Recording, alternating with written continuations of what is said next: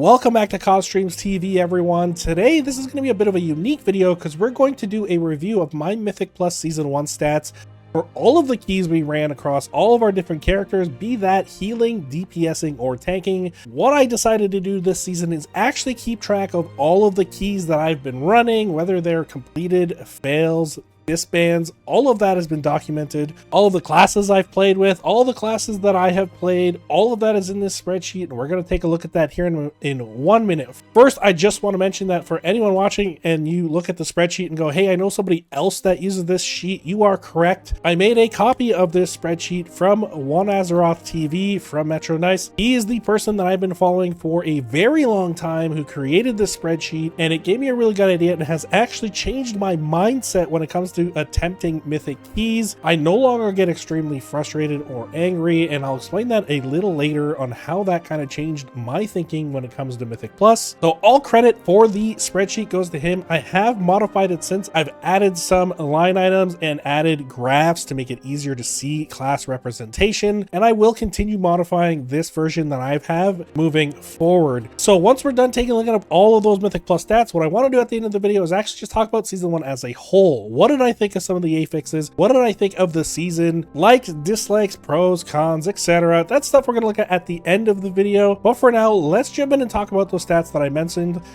So here is the spreadsheet that I've been working off of. My first key ran was approximately September 18th. I didn't start this exactly that day. I actually had to go into Raid.io and find when I ran my keys because I started tracking my runs a little later. But I'm really glad I did it early so I could go back and pull this information. In the spreadsheet, we have every single dungeon we did, the level of the dungeon, whether it was a disband, completion, or an upgrade 1 through 3, what week it was, what affix we had, what class I was specifically playing, and if I was playing a DPS class such as Windwalker, which tank was there, which healer, and which 3 DPS we were running with. So I have been keeping track of this for every single key I've done this season. This is completely new and something I've never done before, but I really am glad that I did. So let's just jump right into it. My last key ran, just so everyone is aware, was on February 23rd. That last week I was mainly just running alts. So as you can see, we got Prop, Vengeance, Guardian, very little Brewmaster runs at the end of this, right? Because we started just kind of playing something different. In this list of different classes that I played, I have played Arcane, I have played Prot Warrior, I have played Windwalker, and we have done some healing as a Resto Sham and Holy Paladin as well. So there is quite a variety of different classes, but mainly I am a tank, so that is the majority of the keys that I've completed. Let's swap over and take a look at the overall stats for this season. So looking at our overall stats, we had a total of 437 mythic keystones attempted over the course of the entire 6 months the season was available. Looking at a very high level, we have 337 finished keys and 169 depleted keys. Now this includes both disbands and just completion, so those are kind of combined. So 40% of our keys were unsuccessful one way or another, which I thought was a lot worse earlier on in the season. I really thought this would have been well over 50-60%, but again, my stats are representative of kind of doing the key range mainly from 2 till 12, and then at 12 we look at that a little later, but I didn't start that till later into the season, which meant that my statistics for all my challenges with 12s didn't really impact my overall score. And having played a lot of alts, there's low keys that you do, but that doesn't mean keys don't get disbanded in the low keys. I actually had that last week. We had a few disbands in the 7 and 6 range of keys, so it varies from everything. At more of a breakdown, we had about 100 keys that were disbanded, so approximately 1 of every 4 keys was disbanded throughout the season. 69 completions, which actually isn't really that bad, and then we have 268 upgrades. Really good number there. 61% of our keys were successful. And the breakdown of weekly stats basically shows you the week that we were playing, the number of disbands we had that week, the number of completions, the number of upgrades, and the total keys ran, and then it provides some statistics on what that looks like. I'm not going to go over all of these. Feel free to pause the screen and take a look at that and see what it looks like. So this is a very high level breakdown of what it is. Some of the weeks where we had higher keys ran, for example, week 9, this is when I switched over to my monk for the the raid buff, we did a lot of keys, but only 5 of them were disbands and 8 completions. Very low percentage of failures for a week, and we had 85% of our keys at least being finished. 76% of them were timed. So really the statistics vary when it comes to the percentages, because for example, some of our weeks where we only ran 4 or 8 keys, we have a 50% disband rate, but it's not really realistic because we only ran 8 keys, so the data set is fairly small. So feel free to pause the video, take a look at what those stats actually look like. Week 2 for some reason is an outlier. I tried to fix this before the video. I cannot find what is causing this error, something that I will fix when I recreate the sheet for season 2. But let's move right along and move down into the representation. What the representation table shows is all of the different specs and classes that I played with first, and not only breaks it down into the class, it also breaks it down into the spec so we can see what we played with the most and the percentage of spec representation. If that's something you're interested in taking a look at, again, feel free to pause and take a look at it. I'm not going to go over everything. I will point out some things because they are worth mentioning. I do like the breakdown of the specs and the count for each because that gives you an idea of what specs are played with the most, kind of outlining which spec for each class is more sought after during keys, whether it's for damage or utility. Obviously, classes that only have 1 damage spec are at 100% because there's nothing else they can bring. And then to the right, we have the representation of our healers and our tanks. Now, this is a lot to look at. Quickly discussing the tanks, 192 for the monk and 109 for the DK. Most of these will be mine. I don't think I ran any DPS or healer keys with any other monks, but some of the counts and a very small percentage will be me running on my arcane mage one week or doing some resto sham keys. So the tanks aren't exactly me playing them, but they are counted in this representation overall. The chart that you see down below here, this is the healer spec representation. This neatly just shows you at a high level what were the healing classes that I played with the most. Jamie was a fantastic healer, especially when it came to anything from 2 to a 12, even in 12 keys. They were a very common class that you would see in keys. From my experience, they're easy to play and a lot of fun. They have a lot of utility, so that count is higher because I played with a friend of mine who is a chamois, but it's also high because I would invite chamois quite regularly. They were very sought after and most people did play them. Later on in the season, we have Disc Priest. They became the meta, and so we started seeing a lot more of them, especially in the 12 keys and higher that we ran. Disc Priest became a very common thing. Evoker was definitely a class I didn't really see very often. Evoker and even Holy Priest were even less of a class that I would bring. I always seemed to struggle when a Holy Priest was in the group, so I kind of avoided them as the season went on. Evokers, you just didn't see many of them. Holy Paladins were a hit or a miss. Sometimes they were very good, sometimes you had a bad key, which was fine. It's how it happened, but I did run with some very good Holy Paladins. There just wasn't a lot of them, and Mistweaver Monk actually started showing up a lot more later in the season, where I started running some 12s and higher keys, and Mistweavers were more sought after, and in lower keys. When I was gearing some of my alt tanks, Mistweavers were always queuing, and I would bring them because they were a fantastic healer for those keys. So that is the representation of the healers that we had, and let's move over and take a look at the DPS representation.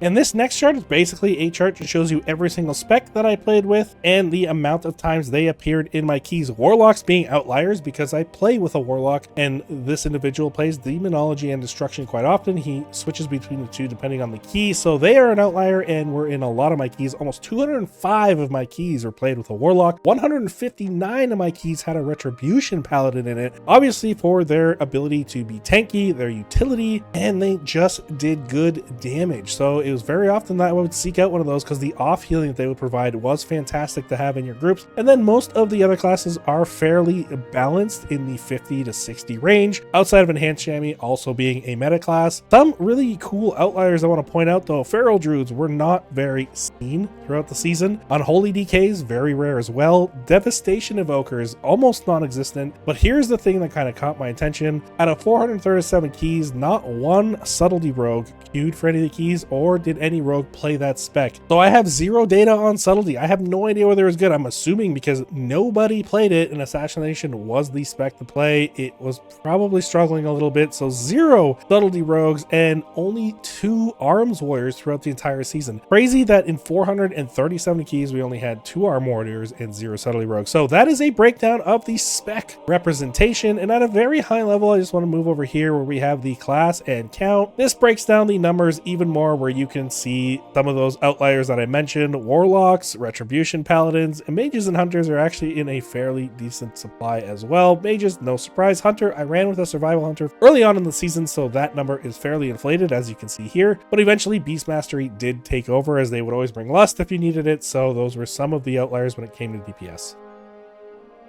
Briefly touching on this section of the chart, this just outlines the classes that we managed to upgrade our keys with. So every time we added +1 through +3, they would show up in here. And obviously it's good to know, but when you bring the same classes over and over again, some of these numbers are going to be very high, which you can see in the overall representation as well. So if you want to take a look at what classes I successfully timed keys with, what the specs were, here's that information if you want to take a look. And then just slightly moving over, this is the healer representation and tank representation for those keys as well. Obviously monk being very high, as that was my primary tank since week 9. It will have a lot of keys done. And then here's the difference in healers. 108, like I said, are Chamois and 64 Disc Priest. So definitely really nice numbers for those healers, but they were the sought after classes this season. This is where it gets a little more interesting, where you can see all of the disbands, the different specs we brought that ended up being a disband. Overall, it's just more good information to have, but like I said again, Paladin's going to be a very high number, because if you're always bringing Paladins, you're always going to have them in the disbands if you disband a key, right? So this is just a quick rundown of what the disbands look like, what classes we had, the total breakdown, and same with healers. Once again, Chamois and Disc Priests will be those outliers because they were the most sought after, meaning they will have the highest impact overall in my keys. And same with tanks. With me playing the monk the most, it has the highest percentage out of the keys that I played as well when it comes to disbands.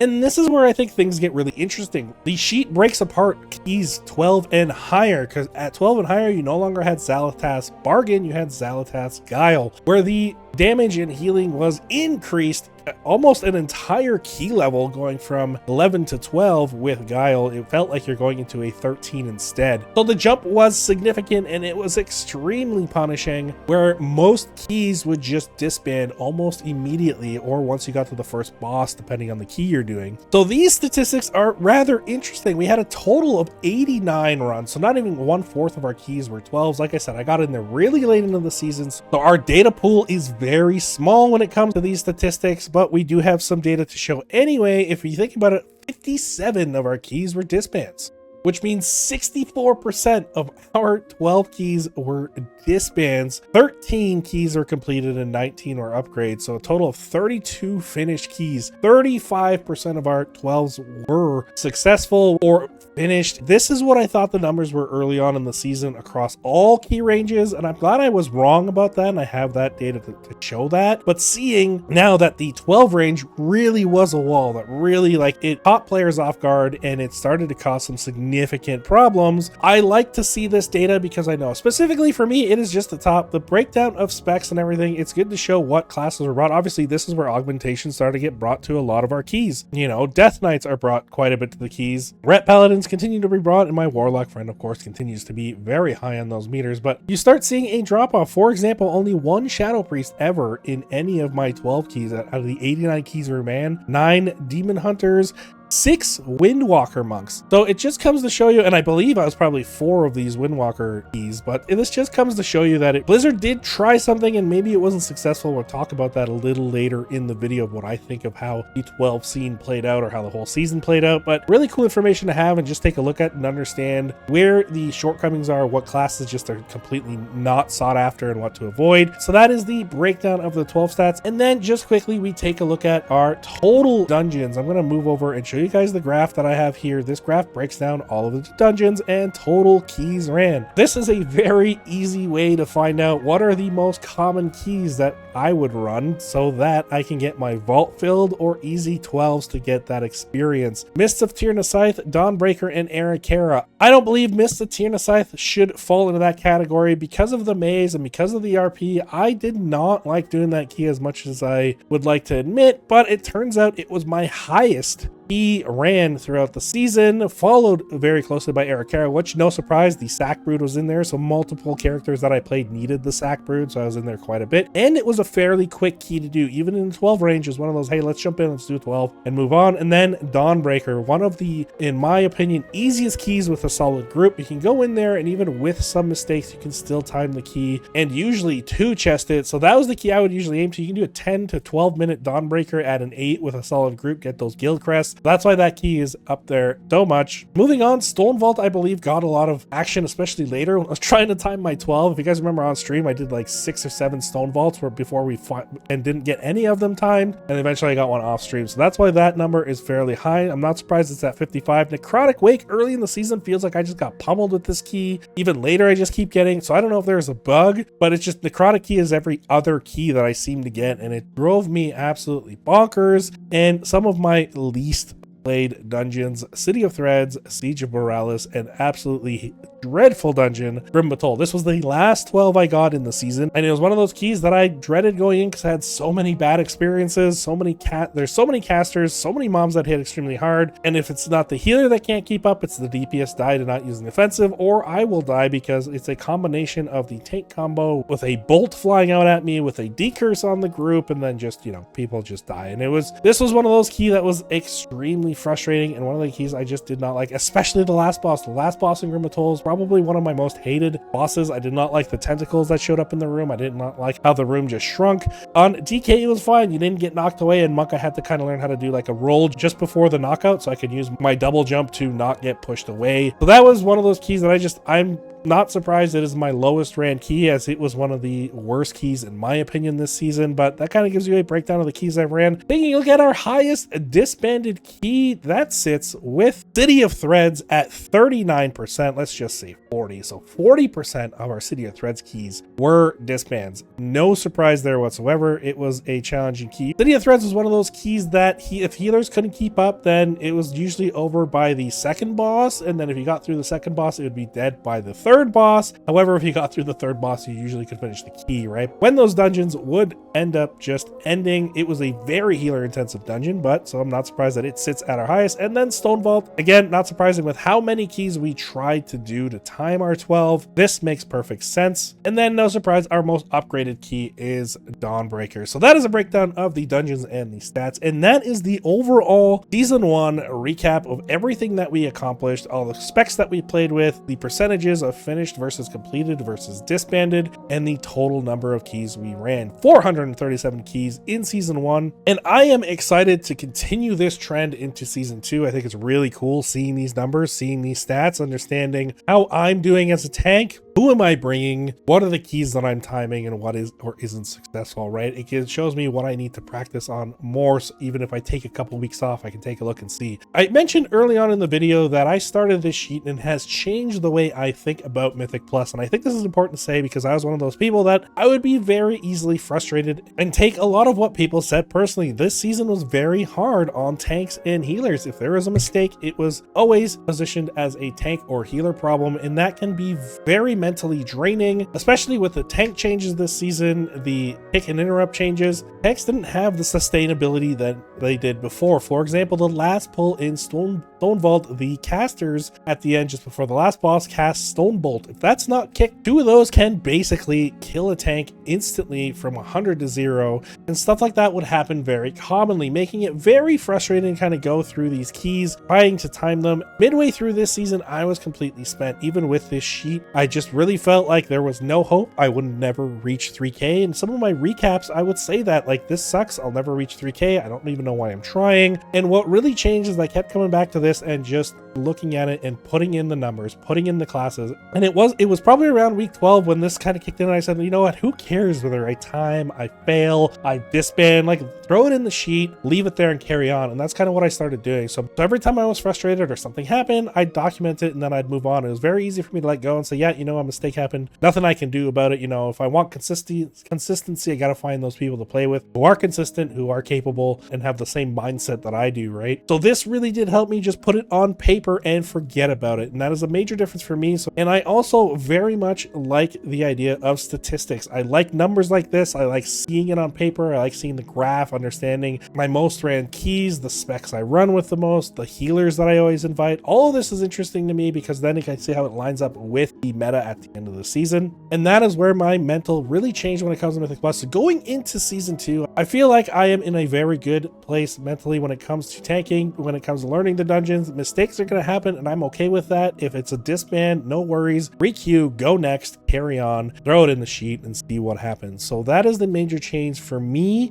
from the end of Dragonflight Season 3, 4, and the beginning of War Within Season 1. Going into Season 2, I believe this has really helped me change the way I look at Mythic Plus and take some of the stresses off as I'm starting to understand that things will happen and you just kind of pack it up and go next.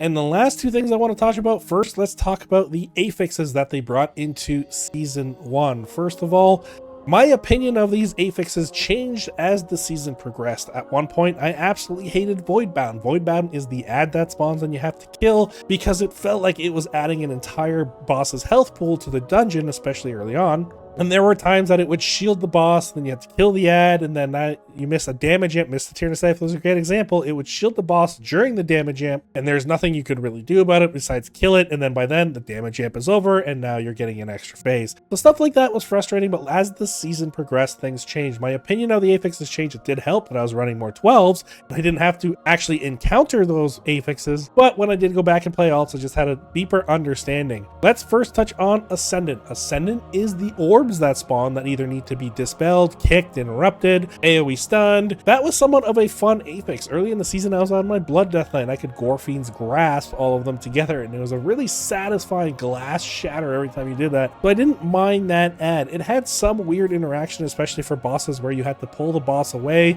The second boss in Grim Batol, for example, as you're running away from the mace and the group is running away from the fire, if they spawn at the furthest player, then kind of hard to get them all kicked if that player doesn't have a way to accomplish that. Same with the first boss of City of Threads, when the boss casts its big AoE circle and you have to pull it out. Sometimes when they would spawn in that, if you didn't have a class that could do something at range, they would usually go off and buff the boss. Overall, not a bad affix though. I would probably say this is one of the better affixes that they released for this season. Is most people understand what they had to do, and most people were happy to help because it gave you a buff. So this was a good addition to the Mythic Plus scene.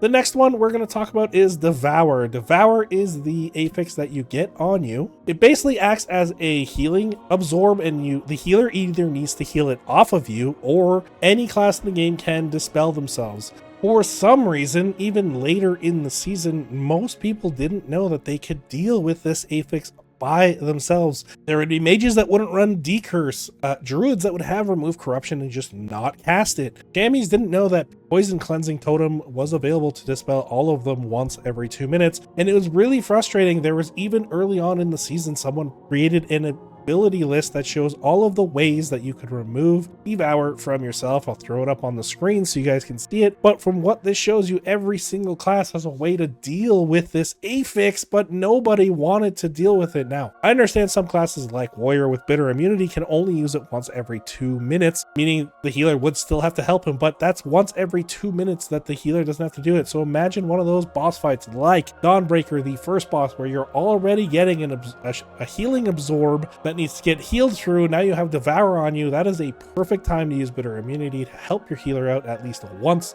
throughout that fight so they can keep up. This is stuff that wasn't happening, but everyone can deal with it in some way, shape, or form. And going into the War Within Season 1, Blizzard was talking about how they wanted to remove the affixes that basically became healer responsibilities.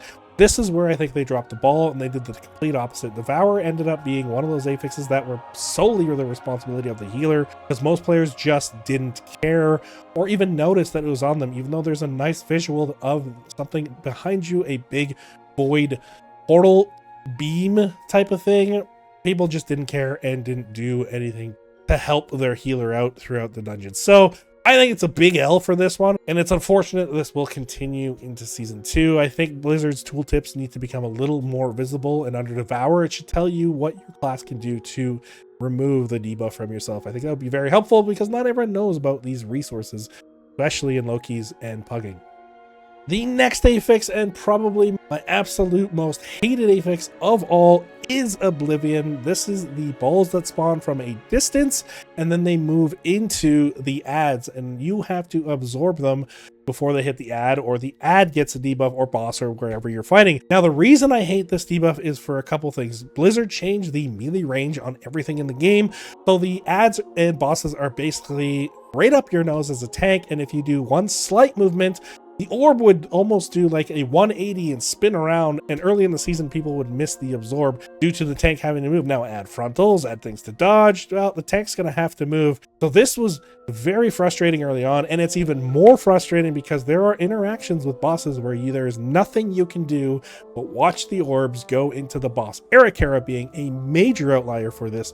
In the second boss, basically the orbs, when the boss does his swarm phase, when you're in the circle, you can't leave to go absorb the orbs that are coming from behind him. So basically he eats 5, 6, 7 stacks of the debuff because you can't go out there. It's not worth risking it or using it offensive to go absorb those balls. And then the last boss of ara-kara, when Cosmic Singularity comes out and she's pulling everyone in, you're standing in a puddle watching the orbs just go to the boss and interact with it. This was one of the most frustrating things. Another example of it interacting poorly with bosses is Necrotic Wake, the last boss. When Comet Storm comes out, and as I mentioned earlier, if you're turning the boss, the orbs tend to move with the boss and they may reposition themselves. So that was extremely frustrating because you have to move for Comet Storm. You're going around for Comet Storm, orbs are being missed, and that Icy Shard was tuned so high that certain tanks, like my Monk for example, really did struggle staying alive with Icy Shard. Now add the boss's debuff from the Affix. I just think it's poorly designed. I know Blizzard changed the design for season 2, thank goodness, and I hear it's not as bad, but I would have been so happy to see that Affix just disappear and be gone. I thought it was a terrible design. I hated how it worked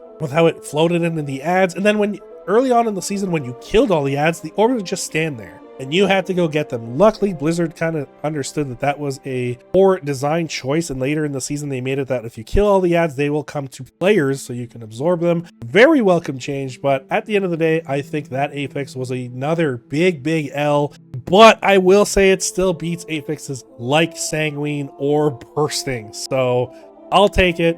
The other downside to Devour was that when you missed a cast or you didn't dispel yourself, it would start healing the boss by 1% every second. And that was probably one of the most frustrating things about this, because there is always one person that would not be dispelled, would not be healed through, and the boss would always heal. Sometimes two, and I've had some low keys that we had 3 to 4 minute boss fights only because the Affix kept going off. That's another reason I feel like even though the Affix seems simple and is meant not to be a healer only responsibility, that is not how the World of Warcraft community looked at it, and it became the healer's problem and fault when things like that were to occur. Jumping into the last Affix, it is Voidbound. Voidbound is the ad that spawns, and you have to kill the ad basically to get its buff. Early on in the season, it would also shield all the ads around it, which was really frustrating, especially during boss fights.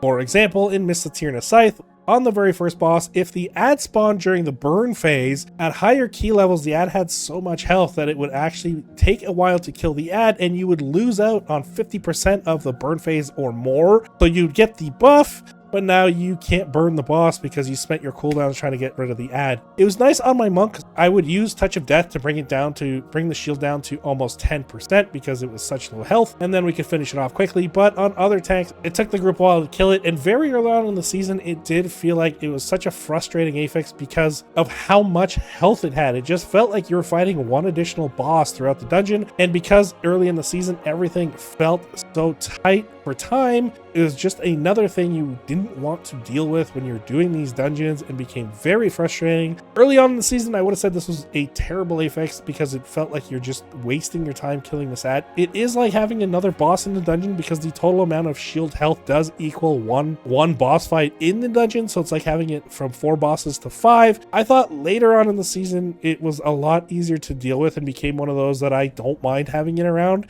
because it was so low effort. Like, it would spawn next to the tank, which was great because it was quick and easy to pick up, and then it could be cleaved with all the other ads. So that what made it somewhat tolerable, and I think it became one of the better ones later in the season, especially when everyone knew to just nuke this thing down and get a buff. So for me, Oblivion and Voidbound were the two that I really didn't mind. The other two I'm not as fond of, but to have 50% of the affixes that were not that bad, I feel is a win at the end of the day, right? And that's what I want to talk about next. Blizzard took a shot, they took a swing at something completely different, and I have to give them credit there. They basically eliminated the need for a push week, and this, I believe this counts for lower keys. Although I found some of these affixes annoying, it was no reason not to do keys that week, even at the lower level.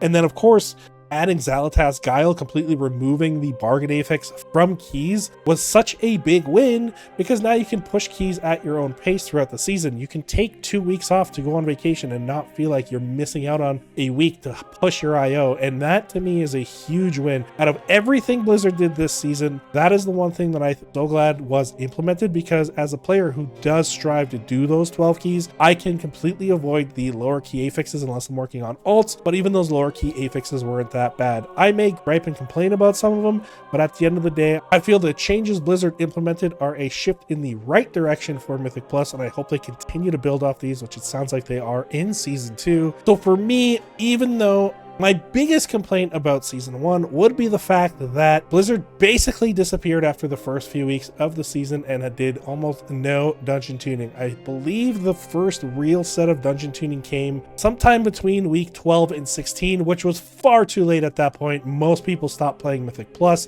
This is also evident just looking at the Mythic Plus chart. This is kept on Reddit. One of the Redditors keeps a weekly tally of the keys, and you can see by the time they made those changes around week 12, the Mythic Plus scene had really died out. And I do believe it's due to the lack of continued improvements. They had more than enough data to know that people were not happy with the dungeon tuning, were not happy with some of the spec tuning, and all that played into the keys just falling off a cliff. Most people weren't interested. They got their KSM, KSH, also didn't do weekly keys. Now, I do understand that we did have a key push, so that does significantly impact the totals. However, I do feel like this season was probably the most punishing out of any season in Mythic Plus, and it was most likely the worst season, but it still had its ups and downs, but it is still a step in the right direction for Mythic Plus. If Blizzard can get some of their dungeon tuning under control, make changes to the kicks and casts, maybe give tanks some more sustainability, it will be a more enjoyable season in Season 2. And just looking at the overall keys ran across Dragonflight into Season 1, we can see that there was a significant decline. And the War Within Season 1 kind of lands somewhere between Dragonflight Season 4 and Dragonflight Season 2. Season 4 obviously being a baited season, so not much interest. But seeing the numbers that low is, I believe, concerning for Blizzard, so I hope to see some improvements there. And that is really it. I hope you guys enjoyed this video. It's something a little different. I'm going to work on this stat sheet going into Season 2. I'm kind of excited to start working on that, getting that set up, and maybe I'll do like a mid-season review. I'm not really sure how that'll play out, but let me know down in the description below how your season went. Were you successful? Did you reach the goals you wanted to reach when it comes to your IO, completed keys? How many alts were you running? What did you think of the season overall? Did you like or not like some of the affix that I talked about? Let me know down in the description below. I hope you guys had a fantastic season, and I'll see you guys in Season 2. Peace out.